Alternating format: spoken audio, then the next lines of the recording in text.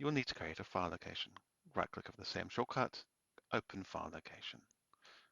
Right-click in the clear area, go to New, Folder, and we're calling this Attachments.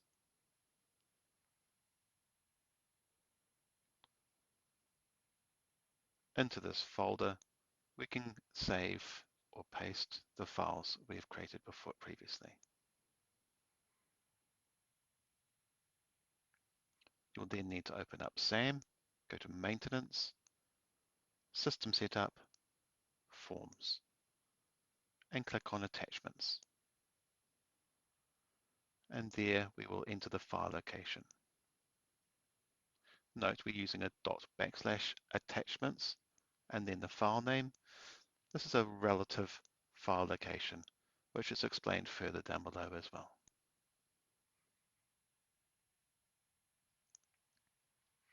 And then click on OK.